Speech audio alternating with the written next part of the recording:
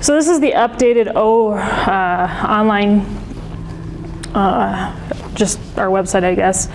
It's much more user-friendly, has a lot better pictures on it. We're gonna really, one of our main goals is to try to keep it updated with attractive information. So there's information that comes out. So we're gonna really do a better job of news. What's the other thing under there? News and events and trade shows. So if you go here to the events and trade shows, it has everywhere we're going to be.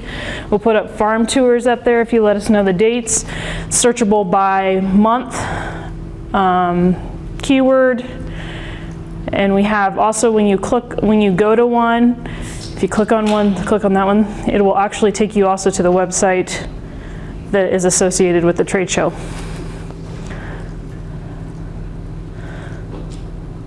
So it's all right there. Questions about that?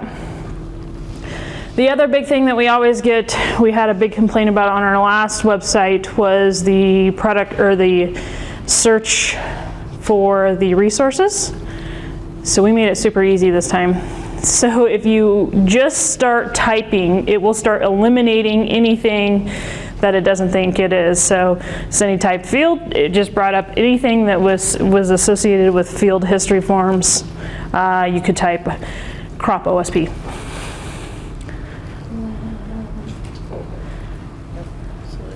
So it brings up the individual modules. As you can see at the bottom, it has it listed out, or if it's got the zip file, we'll bring up all of them.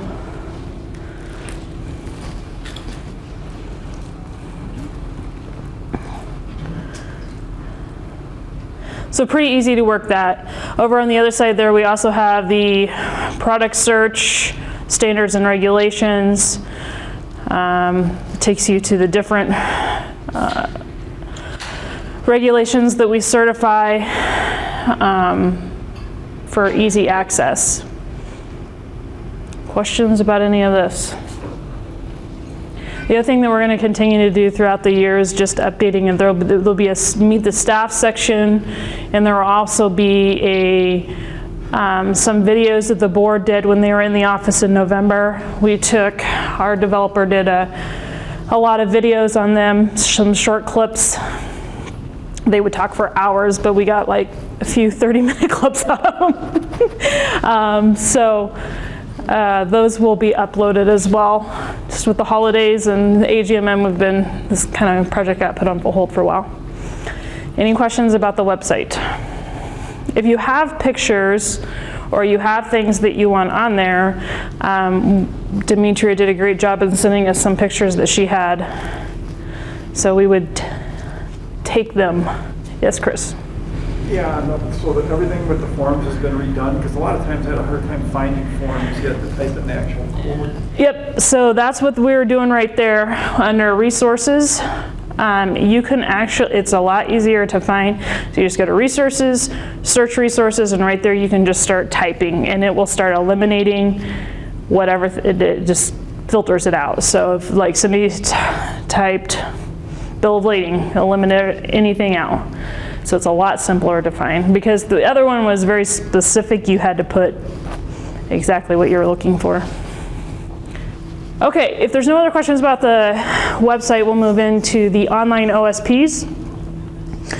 So this was definitely an undertaking. We really tried to make it user-friendly.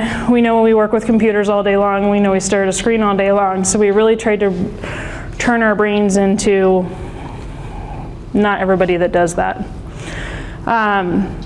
So you have to go to account. Everybody has an account. When you receive your renewal letter, it'll have your account information and your login information in there. So this is mine. Cindy's going to bring it up.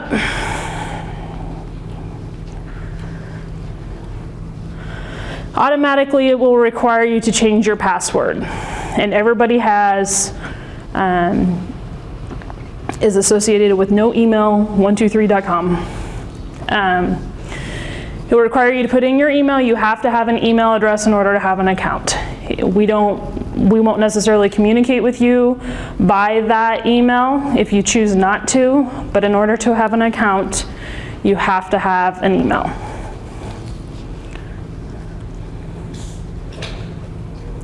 And it doesn't like Cindy, she didn't put in the same password. So now it's gonna, so after Cindy got her passwords correct and it didn't give her an error anymore, we moved on, and it's gonna make you choose if you're a US operator or you're a Canada operator.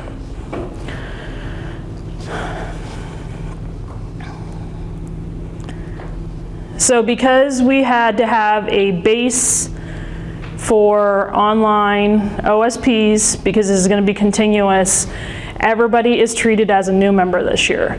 So you automatically have to fill out the certification application. Next year, phase 2 that we're moving into now, it will be the renewal like you've been used to seeing. So it'll be the same modules, but because it's a new one, we had to have the foundation for you to have all of your documents within your account.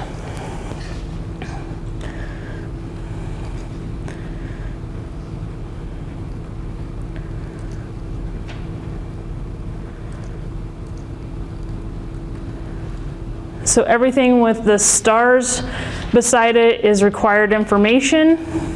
If you don't fill out that information, it won't let you move on.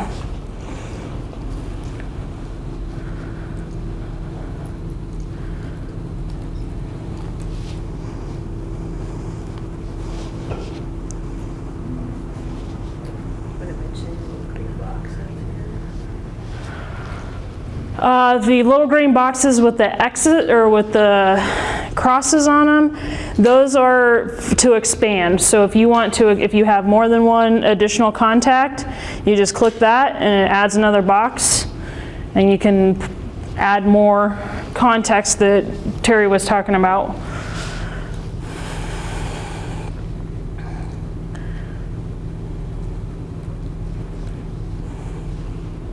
We had fun throughout the year and seeing what kind of things that we could come up with when we were filling these things out. So if you also, you notice Cindy hit not applicable on that and it collapsed the box goes away. So here it's request now, she's gonna request for programs requested. So she chooses OCIA standards. Which scope are you going to choose? So you have to do that for each program. So NOP, if you're choosing OCIA standard and NOP, you have to do that for both.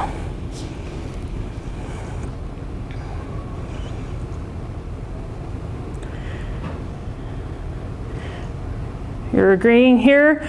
In order for us to be able to make it a legal document, we talked to our lawyer and we were required to have the backslashes in the name. So if we don't get this, if we get this and it doesn't have the backslash, we'll send it back to you. It's got to have the backslashes, your name, that recognizes that you understand what you're signing. We tried to make it really clear. We've sent 95% of them back because they're not in this format.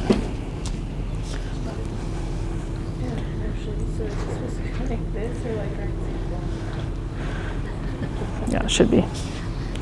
It says that if you take your name out, it does show it an example there. Yep.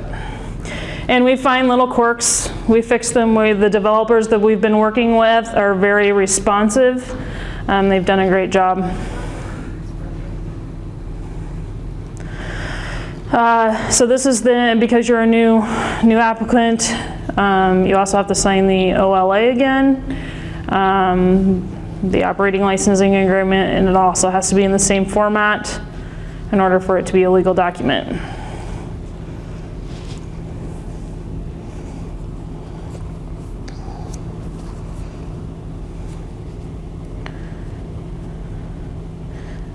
Cindy almost got it sent back to her.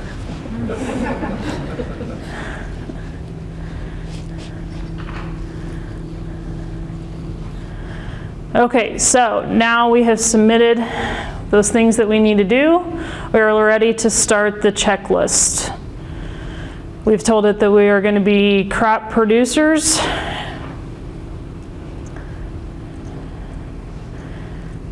And it will auto-fill in your name because I'm test user 1. It's auto-filling in my name, but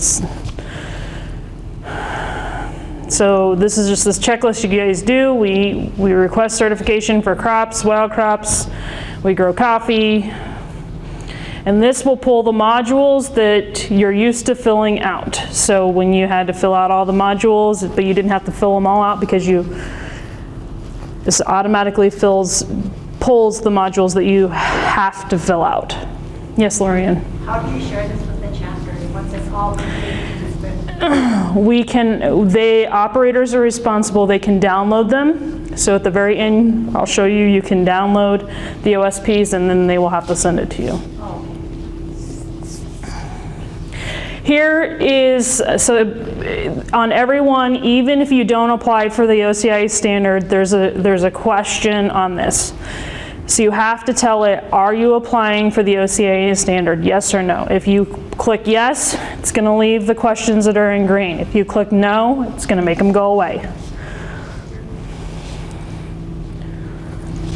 You know, I find that people get so confused because they think of the OCIA standards as, because it's OCIA, rather than just NOP. Do you find that too? It is confusing. It's very confusing. Yes. You know, maybe you could put on there OCIA standards and or NOP.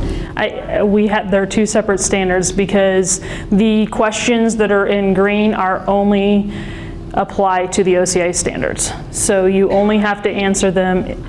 Everything else falls into the same category. These specific questions, if you're answering them, only apply to the OCIA standard. Well, I understand that. I'm just saying that. No, I know it's confusing, yeah.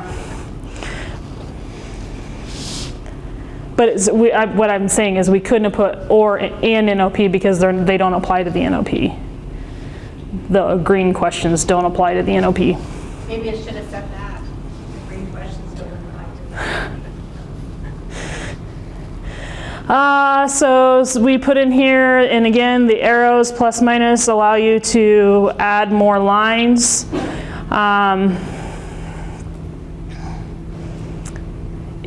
Sometimes we were running into when we were people have been applying, we were running into that it will only allow you to add, I think, 7 or 9 lines. If there's more than that, we can't do anything about it. They have to add there's a place at the end that they can add an Excel spreadsheet or add an additional documents at the end. So we kind of made that note there.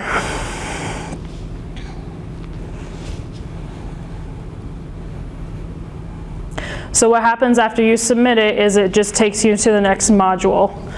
Try to do something like don't fill in a section and show what it does.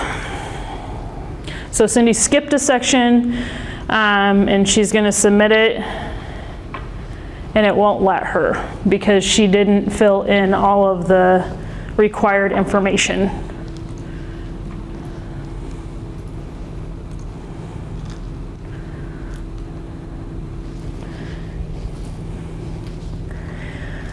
So it just keeps taking you through each of the modules. If you can see on that one where she clicked yes, it expanded more questions.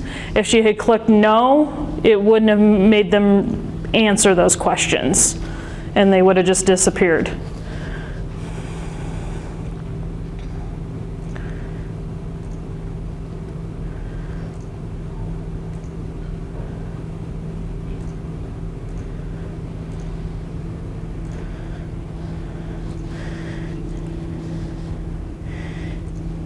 Any questions as we're continuing to go through this?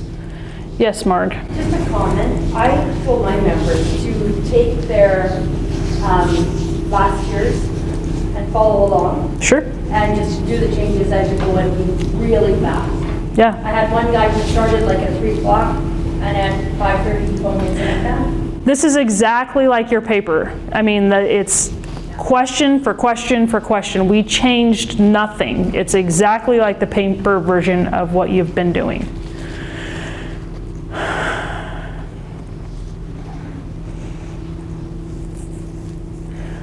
Which one are we on now?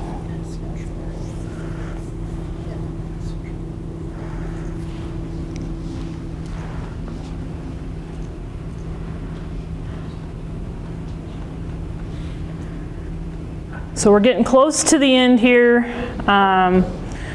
As you would fill out your application, we'll walk through the steps as to what you need to do to finalize it and how you can upload your supporting documents. You can upload your supporting documents in here. You don't have to. It doesn't make you. You can just email them to us. Still send us a paper copy of them. Whatever works best. One thing that is nice, that anytime you go in and do make a change, it does notify us of that. So if you go in and you change a module, it notifies us that there is, and you hit submit, that it notifies us there's been a change made.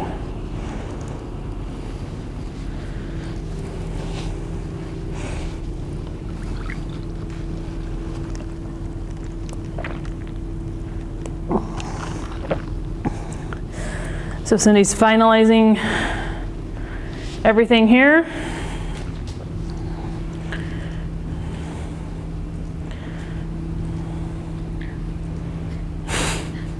I have a strong desire to fill it out correctly. Right. Okay, I'm gonna make a fake document. So what she's doing now is, what it's doing is it has taken her to the supporting documents page. So this is where you can upload all of your supporting documents. So we have it laid out: field histories, new field information, materials, field maps, overview maps, organic product labels. This is the same supporting documents for all scopes. So, and then we have, go all the way down, we have the one that says, attach anything else you wish here. So we kind of were running into, we don't know where to put this, so dump it into there. Anything else that you need to send us that we may need to know about. So she's going to select a file. She's created a fake file. Open it up. Tells us it's there. Oh, no. It lied.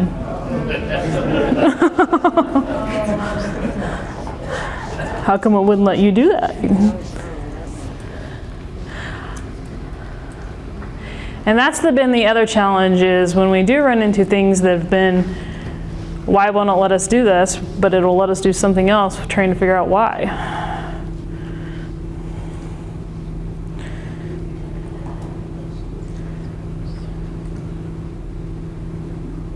There. So there, her field history has been uploaded. So, And if I was wrong, like I uploaded the wrong thing, I think I could. yep, if she uploaded the wrong document, she just clicks on that X and it deletes it.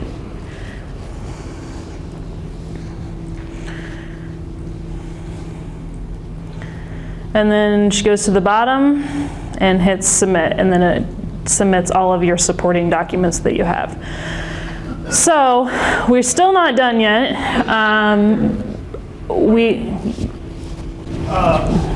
By uploading it, you've made it on the spreadsheet, you just, Yep, okay, yep, you just transfer it. yep, yep, Can they print it for themselves too then, or? yep. We'll show you how to do that in just a second. Maps. Yep, maps can be uploaded there too. As long as you have it saved on your computer, you can upload it there. So what this is indicating, so now that she's gone through everything, what this indicates is what she has done. So she has submitted all of these. If she had not submitted them, one would be just bold black, and it would still make her submit it. It would tell her that she wasn't finished yet. So now that she's done, got her uploading supporting documents done, it's the top green box says click here to finalize your submission. Confirming. And then submit now. So now the whole thing has been submitted and sent over to the office. And they're going, oh, another test user one gets us a file. So now, if you want to edit your forms, you want to download your forms for you to have, you need to send us some more files that you have, you go to Edit Forms. And Edit Forms, what it does is basically shows you what you have done. Hey, we got the operating license one fixed. So these are all the forms that Cindy submitted. So pull one up. Edit or download? Let's do download first. So she's going to download one.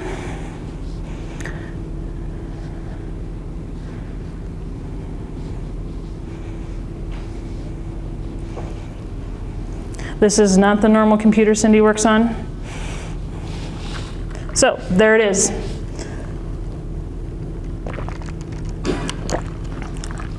Looks. I just have one more question. So when they do the whole form, can they not just print the whole form? Do they have to go print each? They have to print each individual. They're not required to do this. Nobody's required to do online OSPs if they don't want to. So when she downloads it, basically then that's where you would save it. You would save it to your computer there. Or it's saved in your account. Amanda, I also let my members know not to bother printing or downloading until after their PIR. Yeah. And then that way they don't have to go and do it 2 or 3 times until their pre-inspection review is done. Show them they need it before their inspection. And the thing is, they don't have to print it. The inspector comes out, they can pull up their account. It's just prefer, I know you guys, you get a copy of them from your members, so then they would have to download it. One form at a time. Yeah. They can download the whole document for themselves, right, and then send that? Yes, they would. They don't have to do one at a time. They can just download it. They could download them one at a time, save them to a folder, and email you the whole folder. Yeah. So now if we got our PR back, we had some minor non-compliance that we needed to edit an entry. So Cindy brings up C5. She got a non-compliance badge. She's going to edit the entry. What'd you do wrong, Cindy?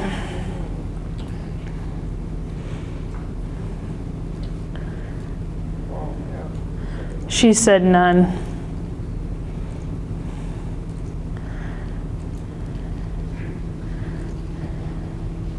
Now she updates it.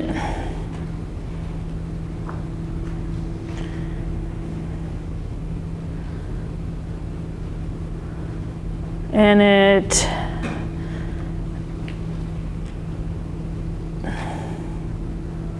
entry updated. So she goes back to edit forms. Scrolls down to C5, and it shows her last entry update. So the time that she did it before was 2/4/2020 at 21:49, and she had another one at 21:58, and it only saves the last entry update. So now if she tries to download that one, it'll be with the change that she had made.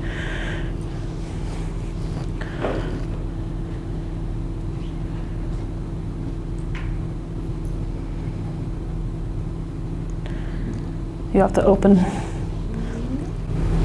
Yeah. OCIA knows that she can get that changed. We get an email. Anytime you get in, make an update, it notifies us that an entry update has been made. Who receives that, Amanda? Who receives the update? It goes to one person right now, and then what we do is distribute them to the coordinators accordingly. It comes in as basically the headline of the email is your operator number with the entry update, or operator number with full submission OSP. Did I miss anything? So it's pretty simple, it's pretty user-friendly. If you have questions, don't hesitate. There's also, do you want to show where the submit questions is at? Yeah, I think it's under contact us maybe. Yeah, technical support. So what this does is it sends an email to Cindy and I, and then our developer, and we do the best that we can to answer the question right away.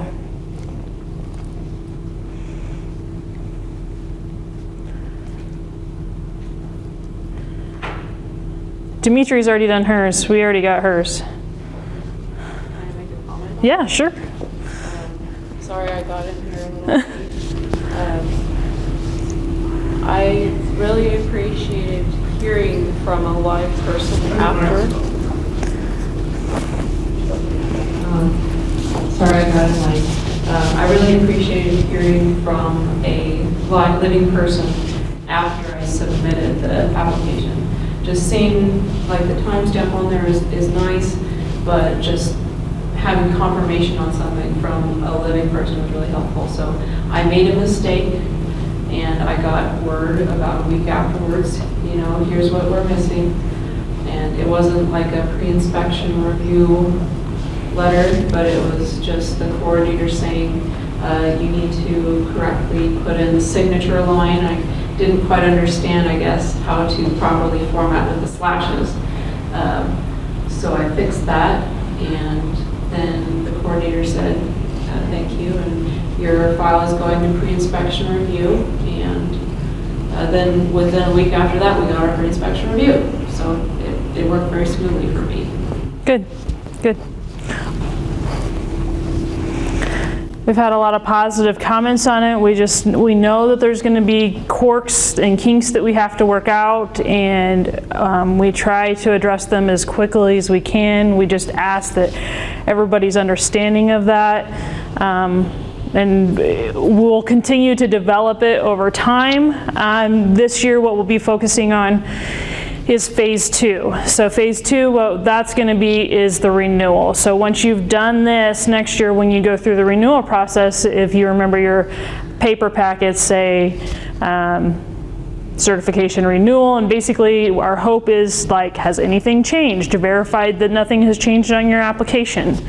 So that's kind of where we're at with phase 2 in Latin America. As far as minor non-compliances and that kind of thing, you'll take care of that right on there? No. No? Nope. So you'll still receive letters from us. You'll still receive certified letters. Everything will still, all the communications will still come from us either however you choose, either mail or email. But you can go in here and, if, like I said, if you had an issue with one of the forms that you needed to update like we did through there, then you can do that and resubmit it as part of your response to your issue. We're tracking, so we're not sending out paper packets, but it does say in your renewal letter that we will send out paper packets. If you prefer to have paper packets, you just need to let us know. It's a big cost savings. It's about $4 anytime we send out every paper packet renewal. So we've had a lot of applications come in this way, so we're also tracking how many we're going to receive this way. So we're tracking how many paper packets we're sending out and how many are applying this way. So, yes? How many of you received back? I guess you sent out the paper packets. I imagine this is getting a quicker return back to you for your PIRs. Yeah, I don't know how many. I just asked to try to start tracking that. But we've had some people call and say, hey, send me a paper packet. Oh wait, I applied online. So we've had some people that have taken the risk in doing it. And it's like, if you get on and you don't like it and you want a paper packet, that's fine. We're not trying to twist anybody into this, but it is very user friendly. And when it's exactly like the paper copy. Marg worked through it so she could understand for her members. The board all tested it. Any other comments?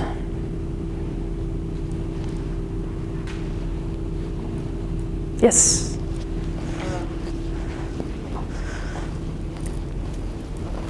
One thing that I think could be improved on is the C2, where there's the boxes for the adding crops requested for certification.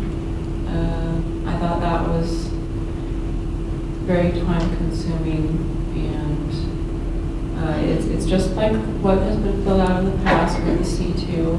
But I think this is an area just in general that can be improved so that it's, you don't have to do as much cross-checking and there's not as much room for typos. And the reason we made it exactly like the paper copy is for accreditation purposes. So like when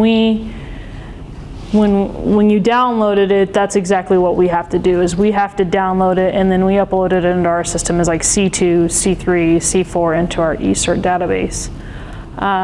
So yeah, we can in general, but yeah, there's going to be typos, data entry errors, human errors. So I do appreciate that you accept Excel spreadsheets. Yes, so we will, did you see, was that note on there when you did yours? We did just add that. No. Because we ran into people having too many, that it wouldn't Okay. allow them I to do have a it. lot. Yeah, so, Jeff? Does it do any math checks? No, So the acres could still be off. correct.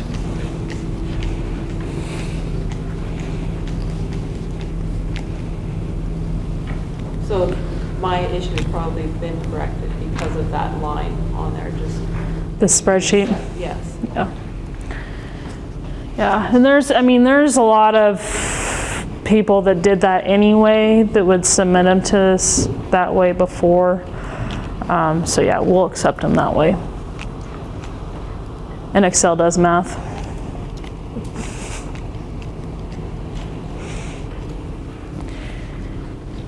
All right, well, if you think of anything, let us know.